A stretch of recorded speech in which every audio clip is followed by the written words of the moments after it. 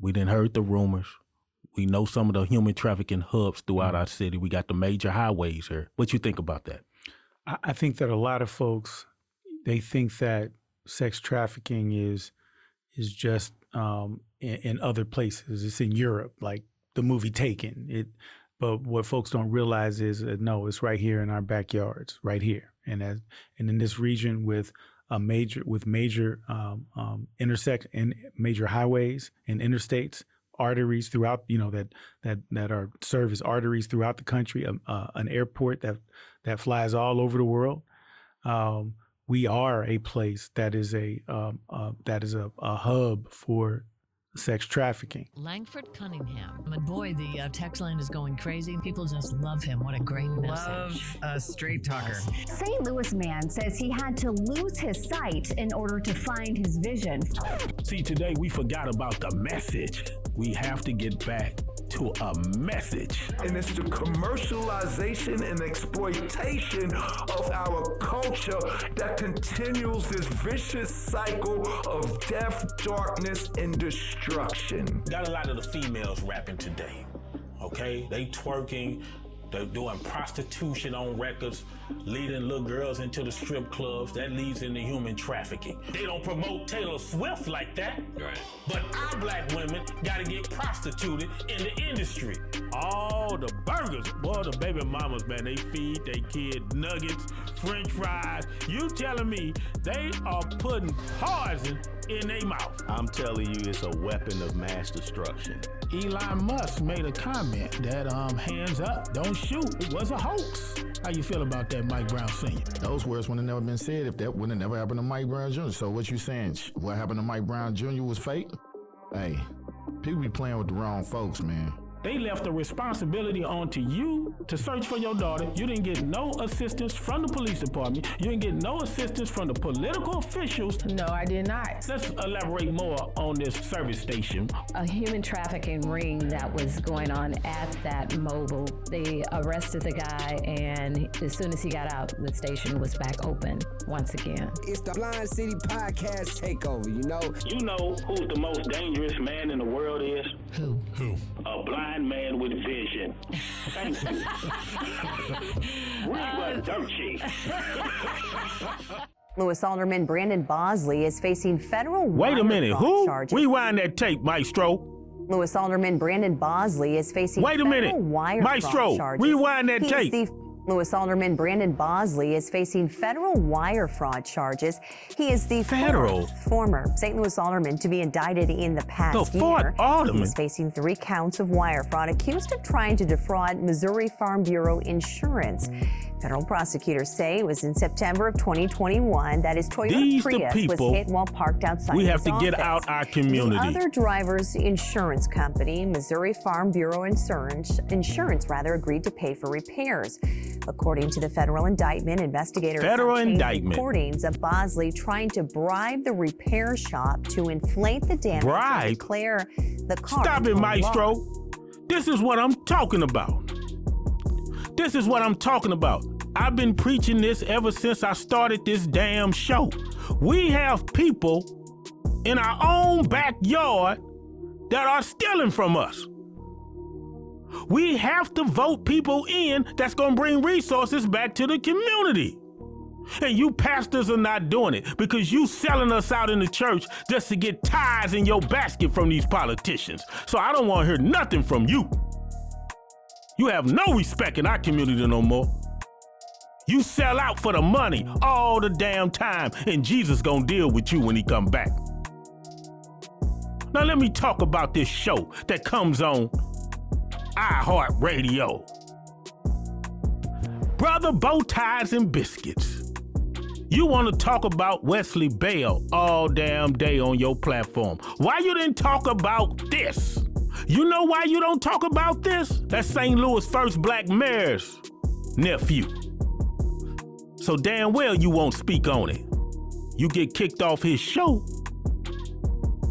But then you got the nerve to call out Wesley Bell, a man with class and dignity. He couldn't reopen the case. He just couldn't do it. Wasn't enough evidence. That's what it was. And the FBI told him he couldn't do it. So there it is. But you don't go after Bob McCullough. You pick and choose who to go after. You go after people that do your community wrong. I don't care if you're from the same church, same organization, same sorority, same fraternity. If they do wrong, you call their ass out. Brother Bow Ties and Biscuits, you didn't say nothing about this. I want to hear your response to this. Matter of fact, you know who you remind me of, Brother Bow Tie and Biscuits? You remind me of a damn chihuahua. You all bark with no damn bite. Maestro, play the damn chihuahua.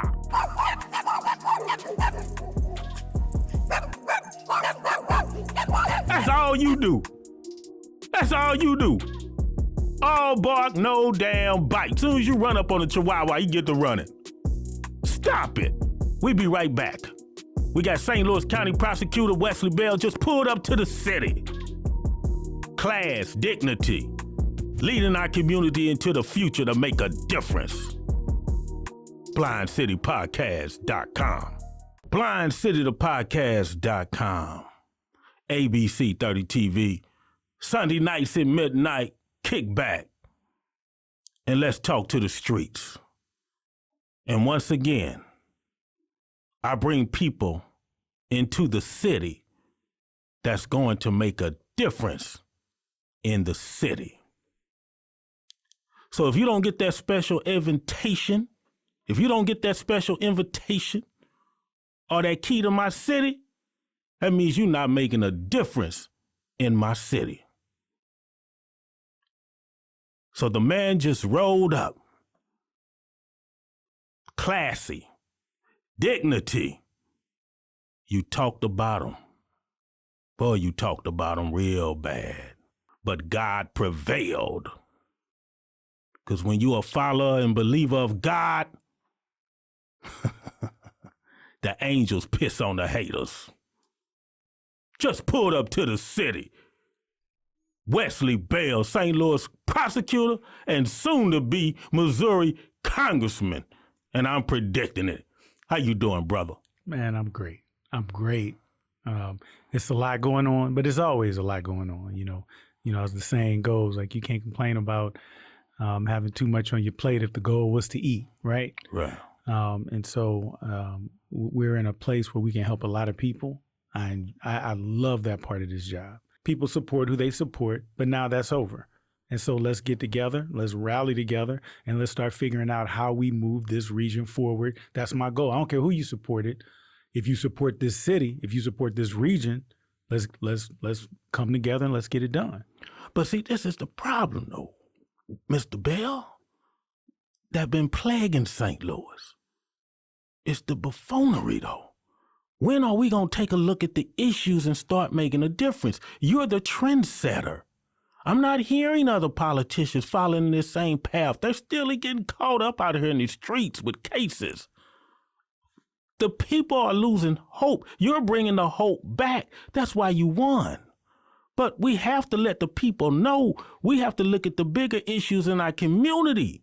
We're getting too caught up in who we like. Who's my cousin, what fraternity they belong to, what sorority they belong to. That doesn't make a difference when you don't have someone bringing resources back to your community. We have to look past the symbols and the emblems of who we are and start becoming the person that's going to make a difference in these children's lives, because these are the kids that's suffering in our community. Yes, you can belong to a church. Yes, you can belong to a fraternity, sorority, like I say, but you don't make the sorority or fraternity bigger than who you are. You use that as representation to make change in your community, and people are not doing that, Mr. Bell. They living behind the organization and using it as props.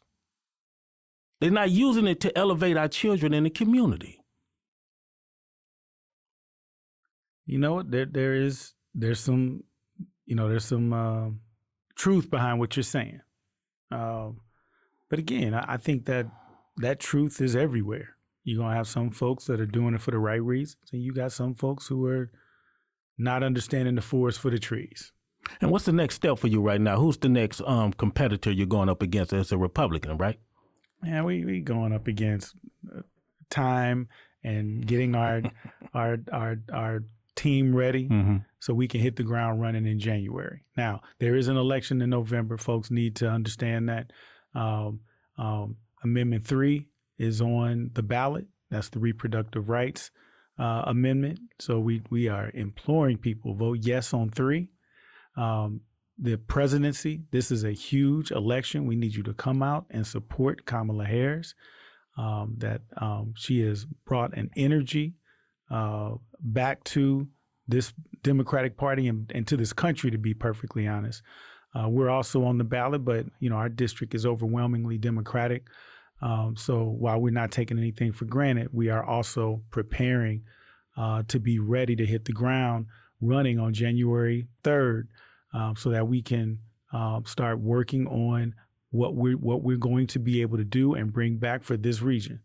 I don't want I want to limit that learning curve and that gap as much as possible, so that we can hit the ground running and really start working for this region.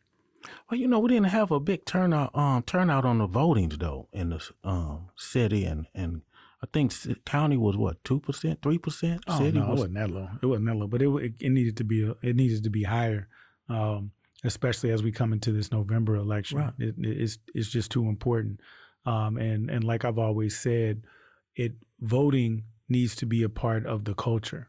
We need to vote in every single election. Well, let me ask you this before we go to break, though.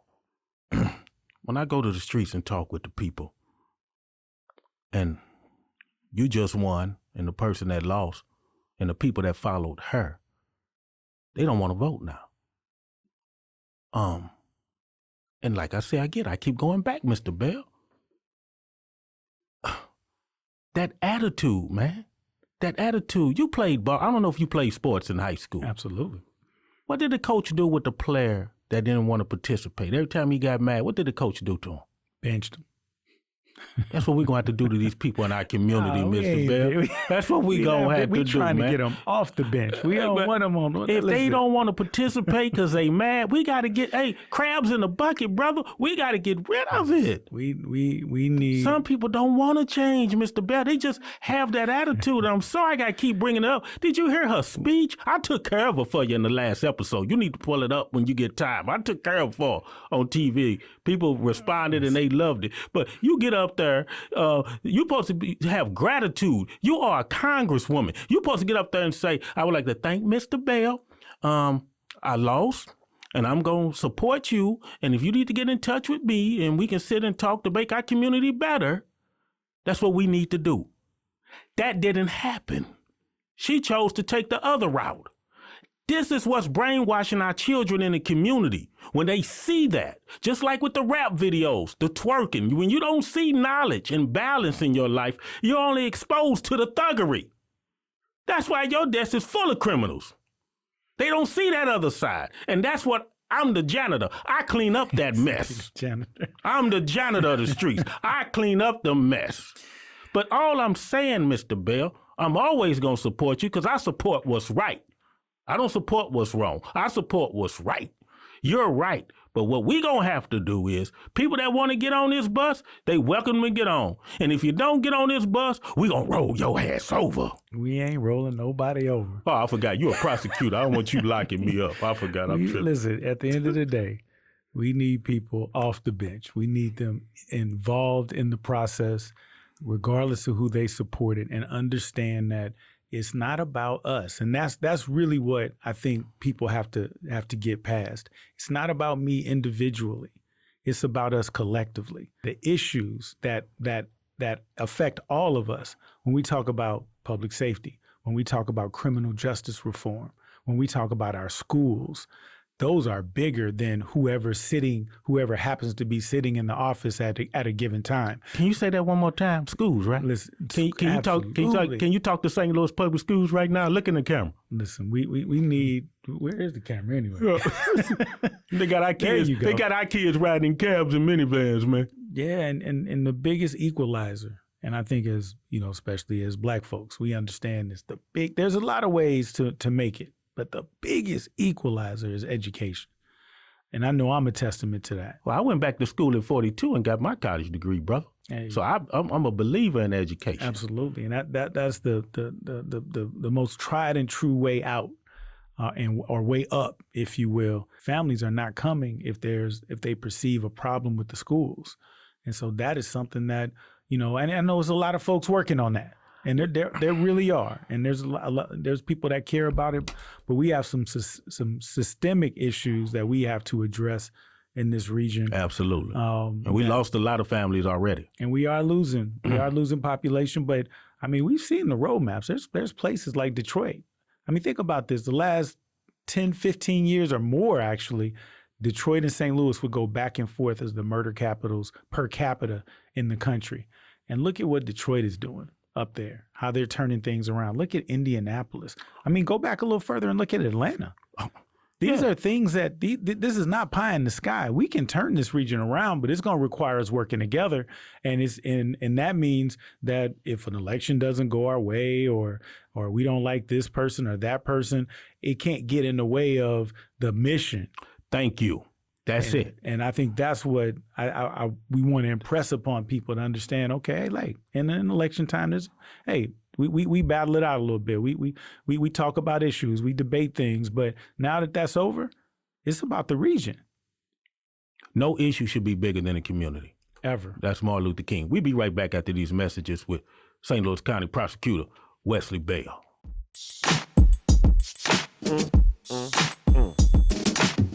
Yeah. Hello. What you folks? Get my dip on, slide to my slip on. What you wearing, dog? Sketches. Bopping to the beat with some sketches on my feet. What you wearing? Sketches.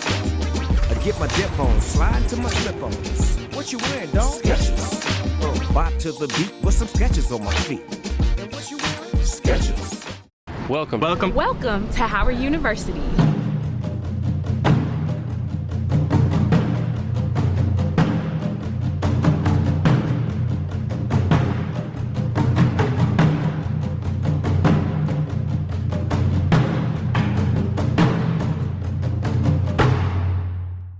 ABC 30 TV Blind City Podcast. My name is LC, the host. I had to lose my sight to find my vision, because some people got sight, ain't got no damn vision. That's deep. Now, Mr. Bell, let me say this, man. You know, your patience, I'm still trying to learn that. You know, you coming on my show giving me therapy, because I need it, Mr. Bell. Okay, you know, I used to work for St. Louis County Juvenile Detention, Mr. Bell. I don't know if you pulled my record. Well, no, don't pull my record, Mr. Bell. Don't do that. No, I keep forgetting. Yeah. But no, seriously. I love my job. Shout out to the people over there in St. Louis County Juvenile Detention, working with those kids over there. And I love my job. I miss it to this day, brother. I had to lose it because I lost my sight. But I love working with the at-risk youth, boys and girls. And it's nothing like turning a child's life around, or helping them to get them on the right path. Couldn't agree more. My first job out of law school was as a public defender. And since I was low on the totem pole, I was assigned not only to my adult cases, but also the juvenile courts as well. And I thought that it was just, they were throwing something on me because nobody else wanted. What I realized, it was one of the most rewarding things I've ever done in my life, working with young people who they had a crossroads, many of them. And I still will run across some of my former clients or their parents, and to hear that some of them are doing well. And I can't tell you how rewarding a job like, that work is, and how necessary it is. And so yeah, I can relate, man. I can relate. So the direction your campaign's moving forward now, once you do become Congressman, what's the transformation from the St. Louis County Prosecutor to Congressman, and who will fill your seat, or will there be another election? So the once I am sworn in, then obviously I'll be stepping down as the St. Louis County Prosecutor. You can't hold both of those positions, and I have no interest in doing that. I don't mind hard work, but that's too damn hard. That's a little too much. Right. But yeah, you can't do that either way. And then the appointment is made by the county executive, And so what I'll say is that I've always had a good working relationship with the county executive. Wait a minute. Who's that? Sam Page? Sam Page. And so he has been consulting me in this process. Now it's his decision to make, but I'm going to do everything that I can to help get him the information he needs to make the best decision. And so I do look at that as a priority. And so I'm going to give all of the support I'm going to give all the support to that person, whomever it is, that I felt like I should have gotten when I came in, because I didn't get a lot of support from my predecessor, and that is what it is. Right, it is what it is. And in the words of Vice President Ms. Harris, this position has to move forward. We cannot afford to go backwards to that same predecessor that we had. There are things that this office has done, that we have done, that I'm really proud of. There are programs and initiatives that the St. Louis County Prosecutor's Office had never seen until our administration came in. I'm proud of what we've done, and we fully expect someone to be appointed that will continue those efforts, and then they'll still have me advising and helping in any way I can. Well, we have California has just signed a bill called the Ebony Alert for missing Black girls in their state. Minnesota has a bill for missing Black girls as well. I think we need one here in Missouri. We didn't heard the rumors.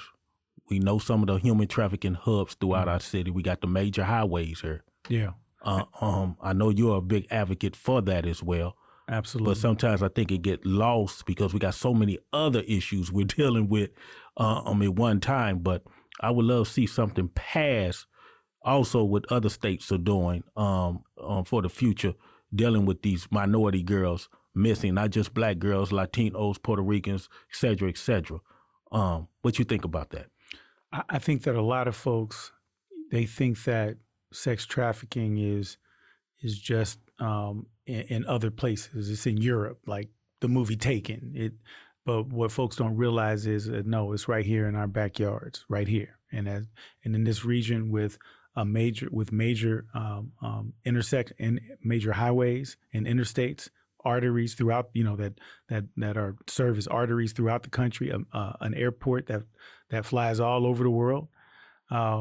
We are a place that is a hub for sex trafficking, and so if you see something, you need to say something. If you see something on social media that just doesn't look right, there's a chance that it isn't right, and you do need to let the authorities know, because the only way that we can really put a dent into these kind of crimes is if the public realizes they are the front line. And since we're on, before I let you go, since we're on human trafficking, sex trafficking, I have to ask you this question. P. Diddy, man. And you're a prosecutor. I know. How did you feel when you heard those? Have you heard those charges from the New York prosecutor when he read them off?